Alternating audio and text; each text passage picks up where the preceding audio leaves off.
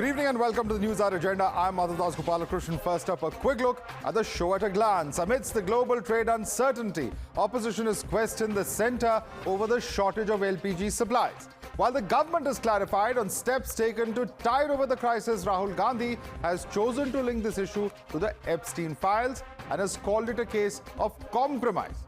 Who's really misleading the public here in India? Later on in the show, questions remain over the safety of Indian ships currently traversing through the Strait of Hormuz. While 2 India-linked ships have been cleared to pass the strait, there are still 28 more ships right in the heart of the war zone. How does India navigate the Hormuz heading? Top marine experts decode the challenge tonight on the Newshour Agenda.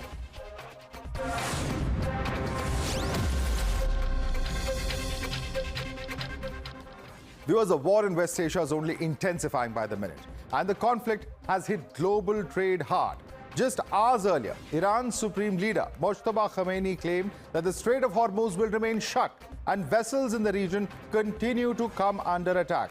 However, there's been a minor breather for India as Iran has allowed 2 India-linked ships, Pushpak and Parimal, to pass through the Strait of Hormuz, offering a measure of relief for New Delhi as the region remains gripped by conflict. So here's what's really happening on ground over there.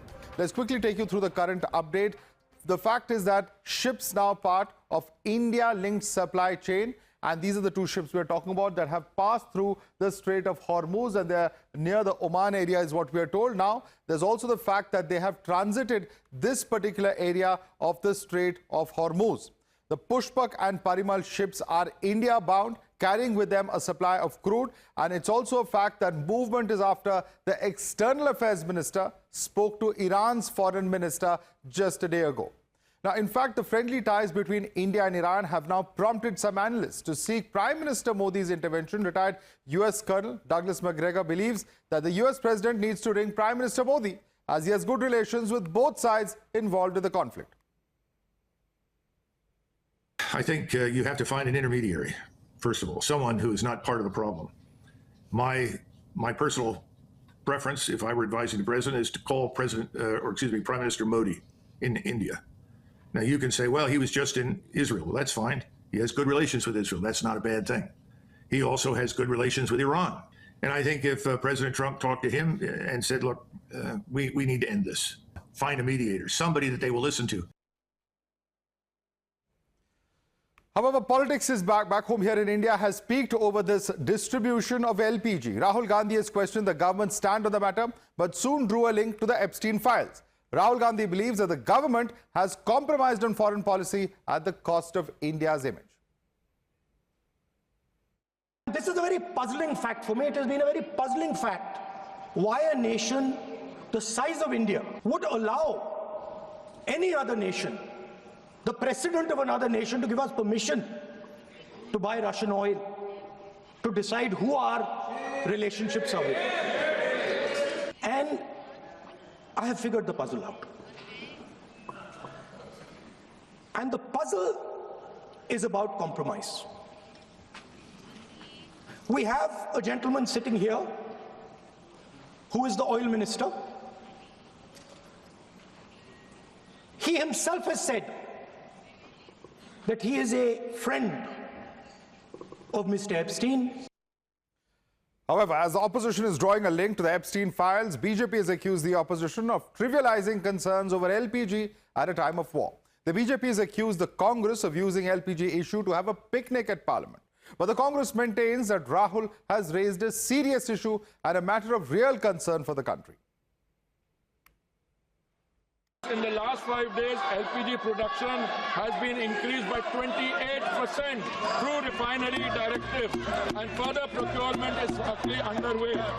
Modi government's foremost priority is that the kitchen of India's 33 crore families, especially the poor and the underprivileged, do not face any shortage. Domestic supply is fully protected and the delivery cycle is unchanged. I demand action against the leader of the opposition. They are not only doing a demonstration, they are having a party, they are having a picnic here. They are having toast and tea and biscuits. He made a serious remarks that our petroleum ministry is completely compromised. That's what he mentioned with the evidence. He want to mention it with evidence. Nobody can stop Rahul Gandhi for saying truth. You're watching the News Hour at 10, debate number 1 on Times Now, Super Prime Time.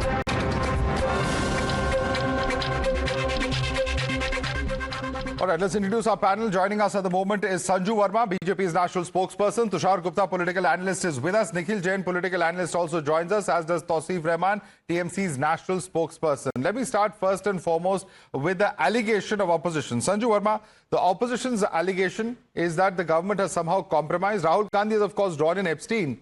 But the fact is that when it comes to the supply of LPG, commercial LPG supply has been disrupted in many cities.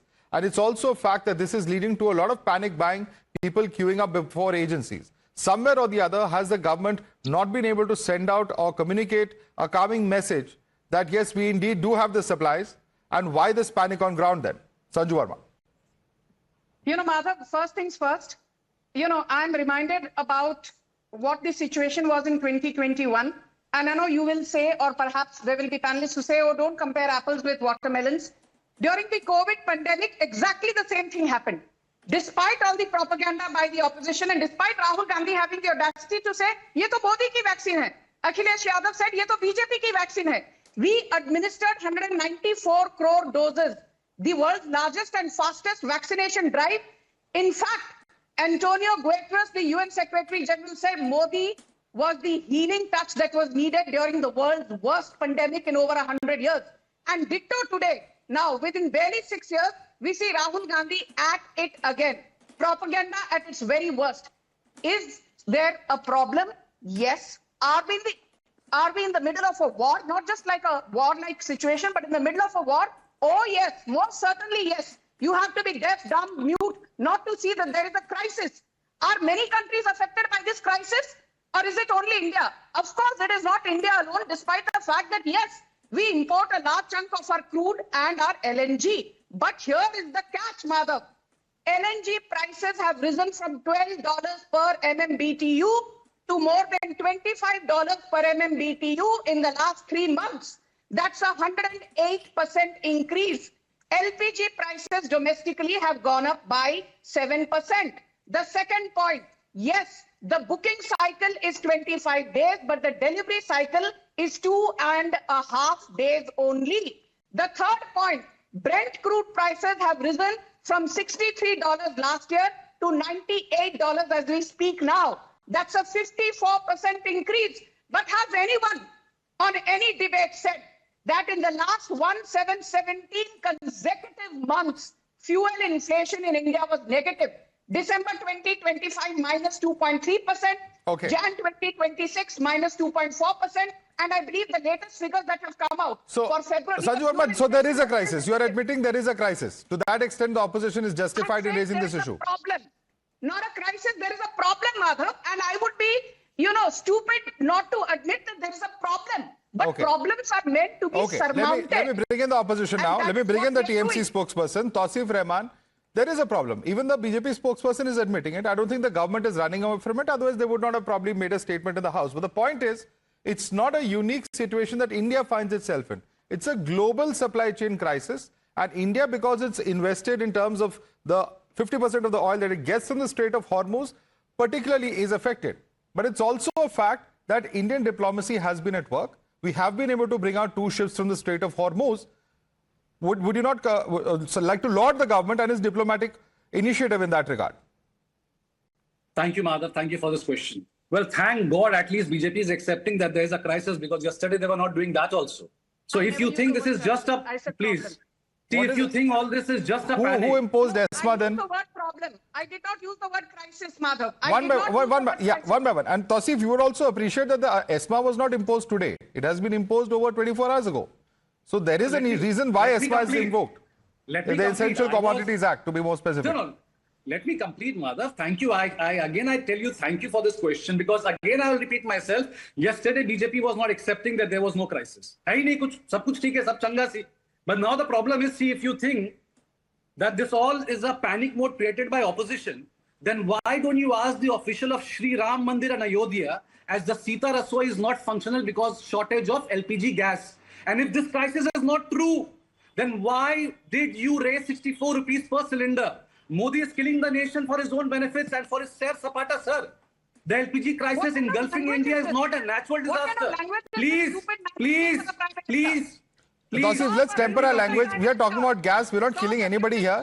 Let's please, let's just mind our language because the only reason I'm saying this. Tausif, just one second. The only reason I'm asking both, 1 second, listen to me, allow me to conduct this debate, Tausif. The only reason I'm asking all of you to control or mind your language is that it will unnecessarily derail from the issue. Let's not waste the time of our viewers. Let's mind the language that we have and continue speaking. Continue now, Tausif. I'm not going wrong anywhere. Who's being killed? This is a kind of. Who's being killed? Who's being killed? Who is being killed? Why have to stand in queue every Please tell me one person who's killed. Why? Because no, be factual. Tausif, you're saying you're not saying anything wrong, then tell us who's being killed. Why? Because who has been killed? No, simple. I'm not going to let this go. You think you're being factually correct? Don't be too clever by half. If someone has been killed, then tell us who has been killed. Otherwise, apologize and take that statement back. Sir, is there a crisis? Yes or no? Yeah, so is there someone killed? Yes or no? You answer that first. Why India? Is someone being killed? Yes or no? I'm asking you. Why? No. Since you're no, this is not correct. Of course, if you're making a statement, then justify it, or else take it back and temper your language. I'm not taking back anything because of SIR, 150 people got killed. Because of this COVID, how many people killed? What does SIR have to do with oil prices or fuel prices? Why Come not? on. If you're talking about there is a limit to there's a limit to politicizing things, Tausif. You are discussing the oil crisis. Let's not take away. The simple reason is this: people of this country are directly impacted by this issue, and you're trivializing the issue by repeatedly making such obstinate comments on national television. So there is a crisis in Sita Rasoi. Shri Ram Ji ke mandir pe hai ki nahi? Will you accept that? And of course, people are suffering because of BJP. Why people will suffer because of BJP? Unke sair sapata ke liye why we will suffer? The LPG crisis engulfing India is not a natural disaster. Okay, what is the solution? Man-made catastrophe born for Modi government arrogance. Okay. Let me assume for a moment. I'm going to get the BJP's response to what you're saying. Let us assume that whatever you're saying is absolutely right. What is the solution to this? Tausif, what should they have done which they have not done now? No, solution. Why we will suffer every time and then we will wait for solution? Ye aata hi kyun hai? You are also running a government. You've also been in power. What would the TMC have done differently? Tell the viewers of our country. Let me complete, Madhav. Instead of hiding answer the question. No. I'm not going to let you go. You've been speaking for 5 minutes and you can't laugh and giggle. I'm asking you a serious question. What would you have done? Because this is very funny. This is not funny. Answer the question. If you were in government, what would you have done? Do you have a vision for governance or no? Or do you completely lack that? Who is Narendra Modi? Who is my Prime Minister? We all know who he is. What would TMC have done? I'm asking you, what have they done wrong and what would you have done right? Who is Narendra Modi? Our Prime Minister? What he has done? We are going to ask them. Let's assume. I am saying, let us assume that all that you are saying is right, which means that they have done something wrong. In such a situation, what would you have done instead of them? It's a simple question. Answer it. So Modi needs to glorify this solution. Modi needs to solve this solution. You need to accept that yes, there is a fraud done by BJP. Tausif Rahman, it's all very well to criticize the government, but be better prepared in terms of what solutions are also, because you are also in government. But let me bring in Tushar Gupta. Tushar Gupta, it's a fact that in key landmarks in the country, there is no supply. He is of course citing the Ram Temple, and it is a fact that many iconic institutions in the country are not able to serve legendary food places are not able to serve food because of the kind of crisis that exists. Respond to him. Look, this is the 4th external shock in 5th year that we are facing after the COVID pandemic, supply chain crisis and the Russia-Ukraine war. And it has been around 13 days since the war began in the Middle East, and now we are in the 10th day when the Hormuz has been shut. The problem is that the ships cannot get through. And the ships cannot get through, one, because the Iranians are firing them, and two, the insurance costs have skyrocketed. The companies operating these vessels no longer feel it's profitable and safe to get them through the Strait of Hormuz. Now, this is a problem of double whammy. Back in India, while the government has acknowledged the crisis, there are supply chain changes being made, especially on the supply side. The herd and hoard mentality has kicked in. People, to confirm the normalcy in supply, are now ordering 2 instead of 1 cylinders. If they're used to go for 1 unit, now they're going for 2 or 4 or whatever. Now, this is where panicking is not a solution. We saw in COVID also, we saw during the Russia-Ukraine war. So diversification takes time. For the vessels to reach from any part of the world to India, it takes at least 6 to 8 days. Ramping up domestic production takes time. Getting it to every single district of India takes time. And 10 days, I'm sorry, is very little time for these things to work, because these are not your plastic or merchandise goods that can be just loaded into a truck and sent everywhere, or just pushed into a train and sent everywhere. This is LPG, LNG and crude that we're talking about. Number 3, let's look what's going around the world. In South Korea, the chip manufacturers are having a problem. In Indonesia, pesticides costs have gone up. In America, Trump is pondering an executive order to override the market forces to tame the price of oil. Europe, natural gas prices have shot up by 30%. So it's a global crisis, Madhav. When people say somehow this is a diplomatic failure, it's not like the Indian vessels are stuck in Hormuz. There are hundreds and hundreds of cargo, crude and other vessels that are stuck in the strait belonging to every country. And we've seen countries, vessels flying under flags of different countries being bombed by the Iranians. So we need to understand the gravity of the situation. No, simply, two vessels have come. That's still only 2 out of 28, Tushar. Let's be clear about the facts. Yes. There is still a crisis. There are over 700 Indians in the form of mariners and sailors who are stuck in the Strait of Hormuz. It might be a good beginning after 11 to 12 days, but the point is that there is still a crisis at hand. But let me bring in Nikhil Jain. Yeah, allow me to bring in Nikhil Jain now. Nikhil Jain, nobody is running away from the magnitude of the crisis. Least of all me, I'm certainly not going to sit here and say that everything is perfectly fine. Yes, there are huge amount of disruptions that are happening. There is unfortunate panic buying also that may be happening in certain parts of the country. But the whole point is debate the issue. Expose the government for all you want about their failures in terms of planning, lack of it, lack of foresight, etc. But why bring in Epstein? What does Mr. Rahul Gandhi hope to do by bringing in Epstein into this entire debate? Madhav, you can't dictate the leader of opposition in the Lok Sabha, who represents the Congress party, which has 100 members of parliament, which got 20% vote share in the Lok Sabha elections, on what to say, when to say, why to say, how to say. The moment he mentions Jeffrey Epstein, a very infamous individual who has very shady links with people in power across the world, including in India, you can't shut down the leader of opposition and ask the petroleum minister to take the stage.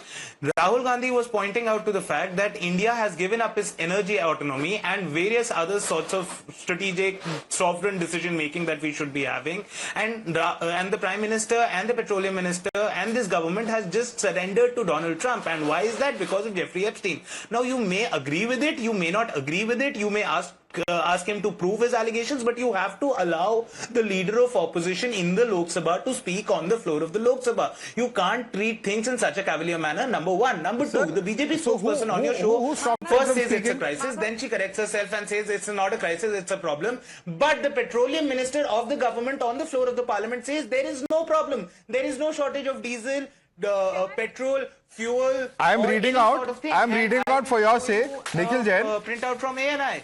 Nikhil Jain, you can consult whichever printout you want. I'm reading out just the first line of the speech that Mr. Hardipuri delivered today. The first line is not saying that everything is normal. The first line says, the world has not faced a moment like this in modern energy history. He's admitting there's a problem. Exactly. Madhav, can I come in? No, Nikhil has to answer that. That's Nikhil, you said the world is facing, but India is not facing any problem. Did he say that? India is not part of the world. No. He's the petroleum minister of India. He's not the petroleum minister of the universe. Let's talk about what he's spoken about India. For India, this man says there is no shortage of petrol, part of the global economy. Nikhil Jain. Let's be real. He is not willing to admit that there is a problem. Is India not part of the world? The Rasoi has to shut down. When the Delhi High Court lawyers' canteen has to shut down. When restaurants in Bangalore, of course, look, I'm not. Have to shut Nikhil down. Jain, this man is not willing to admit that there is a problem. I don't think that at all. He says, and okay, let me read the second paragraph. First line of the second paragraph. The contrast with how other nations are managing this crisis places India's response in sharpest relief. He's saying that there is a crisis. We are not like other countries which have rationed or told people to work from home, shut down schools, etc. He has clearly contrasted that. But Nikhil Jain, leave that aside. Leave that aside. You can question the government and the BJP spokesperson can defend the position of the government. But I'm asking you a simple question. And my question still remains.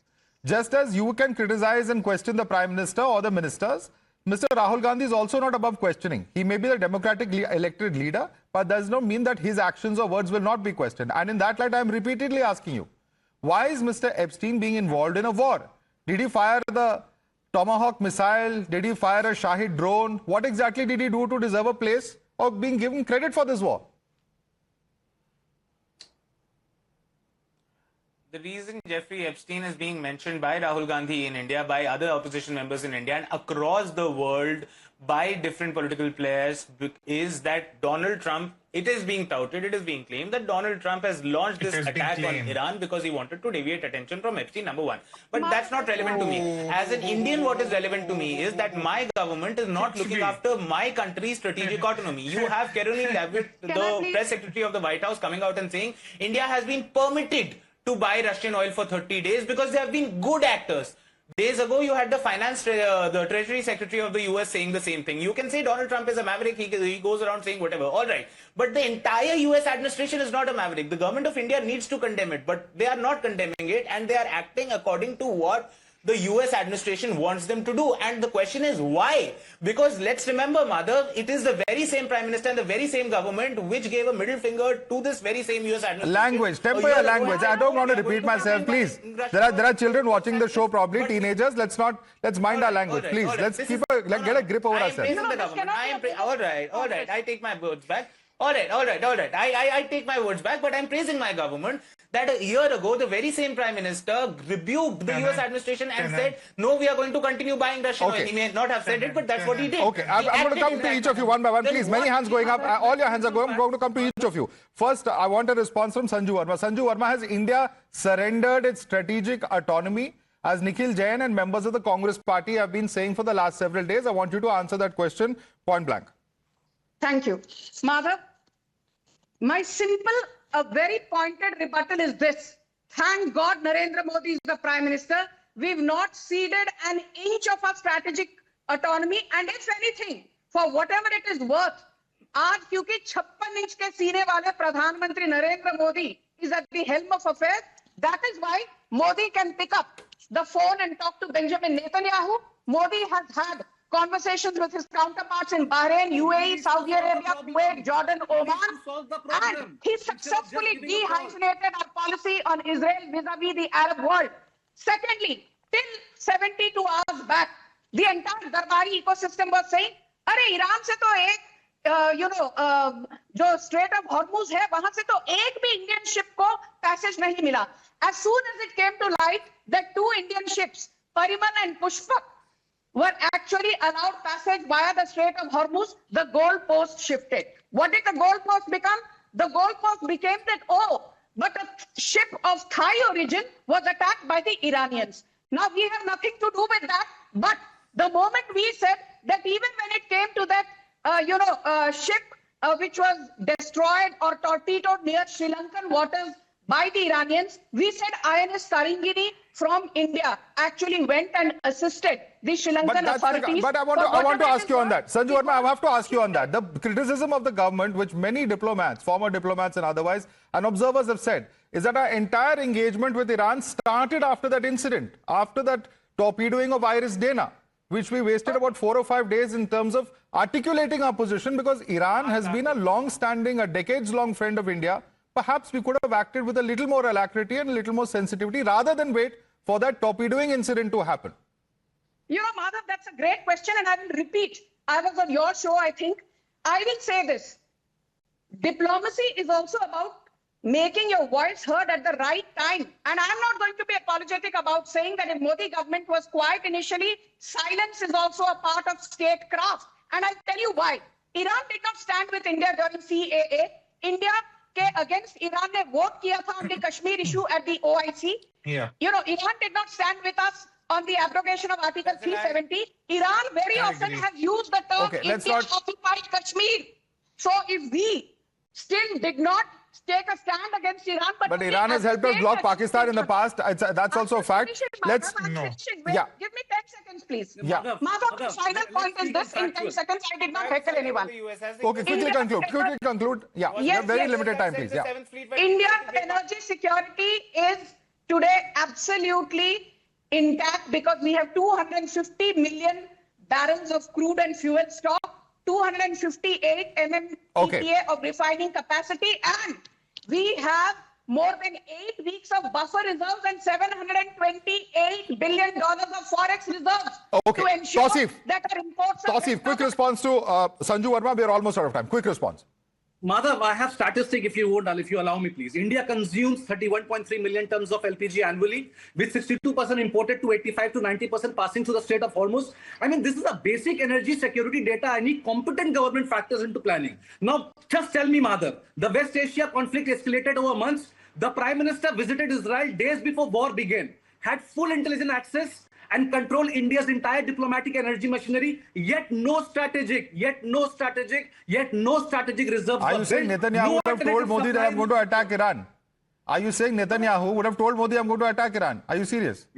Narendra Modi must be knowing this. How? The Prime Minister must be knowing this. On Why what no basis? contingency plans activated? Do countries share their war plans with other countries? Come on. Tausif, countries will share their war plans with other leaders. According to you, Narendra Modi is not at fault. According to you, India is not at fault. It's not about me. We are only at crisis. Do countries BJP share is not at information? fault. Can you tell me one instance of a country sharing information about an attack on another country with the head of another state or the head of another government? Why are you questioning us? I am asking you to prove your point. Jai Shankar. Go and ask. I am asking you to.